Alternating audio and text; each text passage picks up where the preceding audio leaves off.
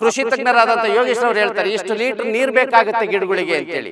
ನಾವು 2 ದಿನಕ್ಕೊಮ್ಮೆ ಅಷ್ಟೇ ಲೀಟರ್ಗಳನ್ನ ನಿಖರವಾಗಿ ಕೊಟ್ಟು ಪ್ರತಿ ವಾರಕ್ಕೊಮ್ಮೆ ಕ್ರಿಮಿನಾಶಕಗಳನ್ನ ಸಿಂಪಡಿಸಿ ಉತ್ತಮವಾಗಿ ನೋಡಿದ್ದೇ ಆದ್ರೆ ಒಳ್ಳೆ ಇಳುವರಿಯನ್ನ ದಾಳಿಂಬೆಯಲ್ಲಿ ಬೆಳಿಬಹುದು ಅಂತೇಳಿ ನನ್ನ ಅಭಿಪ್ರಾಯ. ಶರಣು ರೈತ ಬಂಧುಗಳೇ, ನಾವು ಸುಮಾರು 10 ವರ್ಷಗಳಿಂದ ದಾಳಿಂಬೆಯನ್ನು ಈ ಚಿಕ್ಕಮಗಳೂರು ಜಿಲ್ಲೆ ಕಡೂರು ತಾಲೂಕಿನ ಕಾಮೇನಹಳ್ಳಿ ಎಂಬ ಗ್ರಾಮದಲ್ಲಿ ಬೆಳೀತಾ ಇದ್ದೇವೆ. ಇದಕ್ಕೆ ಪ್ರೇರಣೆಯಾದಂಥವರು ನಮ್ಮ ಕೃಷಿ ತಜ್ಞರಾದಂತಹ ಡಾಕ್ಟರ್ ಯೋಗೇಶ್ ರವರು, ನನ್ನ ತಮ್ಮನವರಾದಂತಹ ಮಹಾಬಲೇಶ್ ರವರು ಪ್ರಾಧ್ಯಾಪಕರಾಗಿ ಕೆಲಸವನ್ನು ಮಾಡ್ತಾಯಿದ್ದಾರೆ. ಅವರು ಅಣ್ಣ, ನಾವು ಏನಾದರೂ ಈ ತೋಟದಲ್ಲಿ ದಾಳಿಂಬೆ ಬೆಳೆಯೋಣ, ಈ ತೋಟದಲ್ಲಿ ನಾವು ಬೆಳೀತಿರೋದು 4 ಚೀಲ ರಾಗಿ ಇಲ್ಲ ಸೂರ್ಯಕಾಂತಿ ಇಷ್ಟೇ, ನಮಗೆ ರೈತರಿಗೆ ಆದಾಯ ಸಿಗ್ತಾ ಇಲ್ಲ ಅಂತ ಹೇಳಿದಾಗ ಸರಿ ನಾನು ಅವನಿಗೆ ಪ್ರೇರಣೆಯಾಗಿ ಸಪೋರ್ಟ್ ಆಗಿಬಿಟ್ಟು ಸರಿ ಮಾಡೋಣ ಅಂತ ಹೇಳಿದೆ. ಆಗ ಅವರು ಯೋಗೇಶ್ ಡಾಕ್ಟ್ರ್ ಅಂತ ಹೇಳ್ಬಿಟ್ಟು ನಾವು 1912ನೇ ಇಸ್ವಿ 2012ರಲ್ಲಿ ನಾವು ದಾಳಿಂಬೆಯನ್ನು ನಾಟಿ ಮಾಡಿದ್ದೀವಿ. ಆ ಸಮಯದಲ್ಲಿ ಈಗಿನಂತೆ ಟಿಶ್ಯೂ ಗಿಡ ಇರಲಿಲ್ಲ, ಅವಾಗೆಲ್ಲ ಗೂಟಿ ಅಂತ ಬರ್ತಿತ್ತು. ನಾವು ಆ ಗೂಟಿನ ಬೆಳೆಯೋದಕ್ಕೆ 500 ಗಿಡ ಬೆಳೆಯೋದಕ್ಕೆ 2000-3000 ನಾವು ಆ ಗೂಟಿಗಳನ್ನು ತಂದು ಏನೋ ಹಾಗೂ ಈಗ ಕಷ್ಟ ಬಿದ್ದು ಪ್ರಪ್ರಥಮವಾಗಿ ಮಾಡಿದ್ದೆ. ನಾವು ಮಾಡಿದಾಗ ನಮ್ಮವರಲ್ಲಿ ಅನೇಕ ಜನಗಳು ಅನೇಕ ಟೀಕೆ ಟಿಪ್ಪಣಿಗಳನ್ನು ಮಾಡಿದರು. ಇವರು ತೋಟನೇ ಗೆಯ್ಯೋದಿಲ್ಲ, ಬೆಳೆನೇ ಬೆಳೆಯೋದಿಲ್ಲ, ದಾಳಿಂಬೆ ಬೆಳೀತಾರ ಅಂತ ಅನೇಕವಾಗಿ ನಮಗೆ ಕೆಲವರು ಅವರು ಟೀಕೆಯನ್ನು ಮಾಡಿದ್ದು. ನಾವು ಅದನ್ನು ಛಲವಾಗಿ ತಗೊಂಡ್ವಿ, ಏನಾದರೂ ಬೆಳಿಲೇಬೇಕು ಅಂತೇಳಿ ಆ ಗೂಟಿಯನ್ನು ತಂದು ಮಾಡಿದ್ವಿ. ನಮಗೆ ಸಹಾಯಕವಾಗಿ ಅದರಲ್ಲೂ ನಾವು ಮುಖ್ಯವಾಗಿ ನಾವು ಅವರನ್ನು ಯಾವತ್ತೂ ನೆನೆಯಬೇಕು ಅಂದರೆ ಡಾಕ್ಟರ್ ಯೋಗೇಶ್ ಅಂತೇಳಿ. ಅವರು ತುಮಕೂರಿನಲ್ಲಿ ಕೆಲಸವನ್ನು ಮಾಡ್ತಾ ಇದ್ದಾರೆ.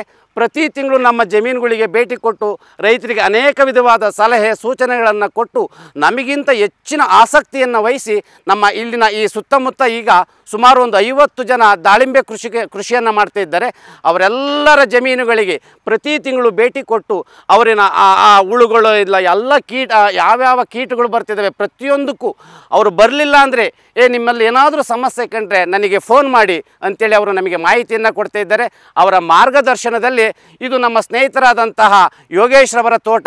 ಆ ತೋಟದಲ್ಲಿ ನಾನು ಏನು ವೀಕ್ಷಣೆಗೆ ಅಂತ ಬಂದಾಗ ಇಲ್ಲಿ ಮಾಧ್ಯಮದವರು ನನ್ನನ್ನು ಕೇಳಿದರು. ನಮ್ಮದು ಇದೇ ಪಕ್ಕದ ಜಮೀನಿನಲ್ಲಿ 500 ಗಿಡ ಇದೆ, 10 ವರ್ಷದ ಗಿಡ. ಒಂದು ಗಿಡಕ್ಕೆ ನಾವು ಕಡಿಮೆ ಅಂದ್ರೂ 1 ಕ್ವಿಂಟಾಲ್ 70 kg 80 kg ದಾಳಿಂಬೆಯನ್ನು ತೆಗಿತಾ ಇದ್ದೇವೆ.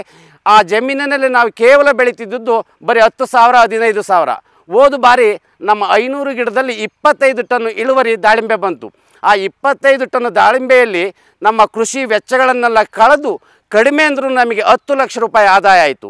ಆ 10 ಲಕ್ಷ ಆದಾಯ ಬೆಳಿಬೇಕು ಅಂದಿದ್ದರೆ ಆ ರೈತಿಗೆ ಕಡಿಮೆ ಅಂದ್ರೂ 25 ಎಕರೆ ಜಮೀನು ಬೇಕಿತ್ತು. ನಾವು ರಾಗಿನೋ ಹುರುಳಿನೋ ಜೋಳನೋ ಬೆಳಿಬೇಕು ಅಂತಿತ್ತ. ಆದರೆ ಈಗ ಏನು ನಮಗೀಗ ಕೊರೋನಾ ಅಂತೇಳಿ ಲಾಕ್ಡೌನ್ ಬಂದ ಮೇಲೆ ಎಷ್ಟೋ ಜನ ಹೊರಗಡೆಯಿಂದ ಬಂದು ಅಂತಹ ಏನು ಯುವಕರಿದ್ದಾರೆ. ಎಕ್ಸ್ಪೆಷಲಿ ಹೇಳಬೇಕು ಅಂದರೆ ಇದೇ ಜಮೀನಕ್ಕಂಥ ಈ ಯುವಕರೇನಿದ್ದಾರೆ ಇವರೆಲ್ಲ ಬೆಂಗಳೂರಿನಲ್ಲಿದ್ದವರು. ನನ್ನ ತಮ್ಮ ಅಂದರೆ ಮಹಾಬಲೇಶ್ ಅವರ ಮಾಹಿತಿ ಮೇರೆಗೆ ಅವರ ಸಲಹೆ ಮೇರೆಗೆ ನಾವು ದಾಳಿಂಬೆ ಮಾಡ್ತೀವಿ ಎಂದಾಗ ಸರಿ ನೀವು ಮಾಡಿ, ನಾನು ಅದಕ್ಕೆ ಏನಾದರೂ ಸಲಹೆ ಸೂಚನೆಗಳನ್ನು ಕೊಡ್ತೀನಿ ಎಂದಾಗ ಇದೇ ರವಿಕುಮಾರ್ ಇರ್ಬೋದು, ಸತೀಶ್ ಅಂತ ಇರ್ಬೋದು, ರೇಣುಕೂರು ಅಂತ ಇರ್ಬೋದು, ಇವರೆಲ್ಲ ಬೆಂಗಳೂರಿನಲ್ಲಿ ಕೆಲಸ ಮಾಡ್ತಕ್ಕಂಥವರು ಇವತ್ತು ಏನಿಲ್ಲಿ ಹಳ್ಳಿಲಿ ಇಂದಿನಿಂದ ಪೂರ್ವಕರು ಏನು ಕೆಲಸ ಮಾಡ್ತಿದ್ರು ಅವರೆಲ್ಲ ಟೀಕೆ ಮಾಡೋರು. ನೀವು ತೆಂಗಿನ ತೋಟನೇ ಬೆಳೆಯಲ್ಲ ದಾಳಿಂಬೆ ಬೆಳಿತೀರೇನೋ ಅಂತೇಳಿ ಅವರ ಬಾಯಿ ಮುಚ್ಚುವಂತೆ ಇಲ್ಲಿ ಬೆಳೆಯನ್ನು ಬೆಳೆದು ಸುತ್ತಮುತ್ತಲ ಗ್ರಾಮಗಳಲ್ಲಿ ಎಷ್ಟೋ ಜನ ಇದರಿಂದ ಪ್ರೇರಣೆಗೊಂಡು ದಾಳಿಂಬೆಯನ್ನು ಬೆಳೀತಿದ್ದಾರೆ. ಅದರಲ್ಲಿ ಎಷ್ಟೋ ಜನ ಆರ್ಥಿಕವಾಗಿ ಸಬಲರಾಗಿ ನೆಮ್ಮದಿಯಾಗಿ ಜೀವನ ಮಾಡ್ತಾ ಇದ್ದಾರೆ.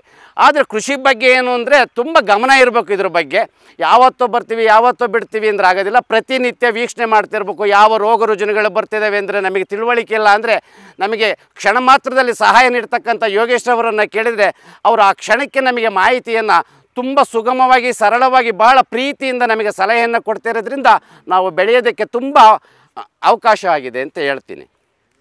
ಈಗ ನಮ್ಮ ಜಮೀನಿನಲ್ಲಿ ನಾವು ಮೊದಲು ನಾವು ಏನಾದರೂ ಇದಕ್ಕೊಂದು ಬೆಳೆ ಮಾಡಬೇಕು ಅಂತ ಹೇಳಿದರೆ ಫಸ್ಟ್ ನಾವು ಭೂಮಿಯನ್ನು ಪರೀಕ್ಷೆ ಮಾಡಬೇಕಾಗತ್ತೆ. ಆ ಭೂಮಿ ಆ ಬೆಳೆಗೆ ಹೊಂದುತ್ತಾ ಇಲ್ವಾ ಅಂತಕ್ಕಂಥದ್ದು ತುಂಬ ಮುಖ್ಯ ಆಗಿರುತ್ತೆ. ಆ ಬೆಳೆಯಲ್ಲಿ ಎಲ್ಲ ಖನಿಜಾಂಶಗಳಿದೆಯಾ, ಈ ಬೆಳೆಗೆ ಸೂಕ್ತವಾದ ಭೂಮಿ ಅಂತ ನಾವು ಮೊದಲು ಯೋಚನೆ ಮಾಡಿ ಸಲಹೆಯನ್ನು ತಗೊಂಡು ನಾವು ಬೆಳೆದಿದ್ದೇ ಆದರೆ ಒಳ್ಳೆ ಬೆಳೆಯನ್ನು ತೆಗಿಬೋದು.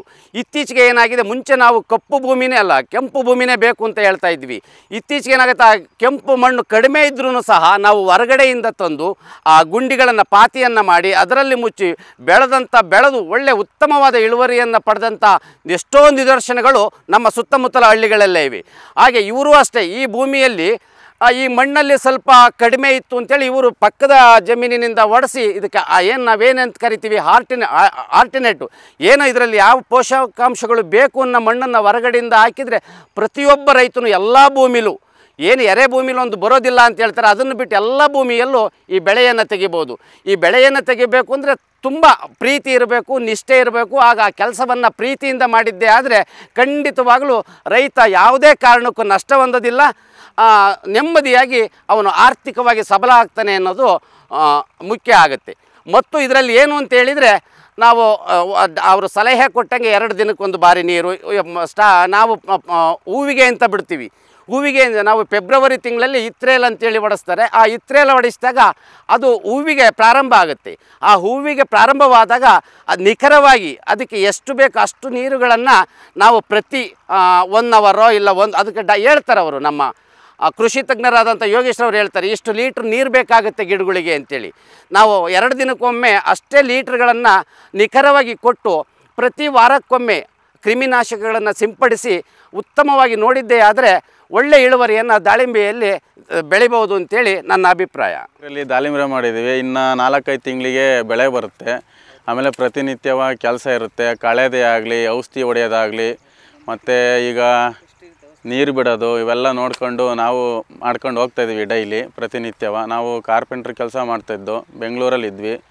ಈಗ ಒಂದು 3 ವರ್ಷ ಆಯಿತು ಊರಿಗೆ ಬಂದು 3 ವರ್ಷ ಆಯಿತು. ನಮ್ಮ ಪಕ್ಕದಲ್ಲಿ ಮಹಾಬಲೇಶ್ ಸರ್ ಅಂತೇಳಿ ದಾಳಿಂಬೆ ಮಾಡಿದರು. ಅವರು ಮಾಡಿದ್ದು ನೋಡಿ ನಾವು ಮಾಡಬೇಕು ಅಂತೇಳಿ ಕೇಳಿದಾಗ ಅವರು ಮಾಡಿರಿ ಆಯಿತು ಈ ನೆಲದಲ್ಲಿ ಮಾಡ್ಬೋದು ಅಂತೇಳಿ ಹೇಳಿದರು. ಮಾಡಿದ್ದೀವಿ. ಇದು ಫಸ್ಟ್ನೇ ಬೆಳೆ, ಇನ್ನೂ ಚೆನ್ನಾಗಿ ಬಂದಿದೆ, ಬೆಳೆ ಬಂದಿದೆ. ಈಗ ಅವರು ಸಾರ್ ಬರ್ತಾರೆ, ನಮ್ಮ ಮಹಾಬಲೇಶ್ ಸಾರ್ ಬರ್ತಾರೆ, ಪ್ರತಿನಿತ್ಯ ಬಂದು ಹೇಳ್ಕೊಡ್ತಾರೆ, ಎಲ್ಲವ ಡಾಕ್ಟ್ರು ಬರ್ತಾರೆ, ಮಾರ್ಗದರ್ಶನ ಮಾಡ್ತಾರೆ. ಆಮೇಲೆ ಈಗ ತಿಂಗ್ಳಿಗೆ ಸರಿ ಕಳೆ ಇರುತ್ತೆ, ಕಳೆ ತೆಗಿಸ್ಬೇಕು. ವಾಟರ್ ಶೂಟ್ ಅಂತೇಳಿ ಬರುತ್ತೆ ಕೆಳಗಡೆ, ಗಿಡದ ಕೆಳಗಡೆ ವೇಸ್ಟು ಅದನ್ನೆಲ್ಲ ತೆಗಿಬೇಕು. ಯಾಕೆಂದರೆ ಗೊಬ್ಬರ ನೀರು ಅದೆಲ್ಲ ಅದೇ ತಗೊಳುತ್ತೆ. ಹಂಗಾಗಿ ಇವೆಲ್ಲ ನೀಟಾಗಿ ಮೇಂಟೈನ್ ಮಾಡ್ಕೊಂಡು ಹೋಗ್ತಾಯಿದ್ದೀವಿ.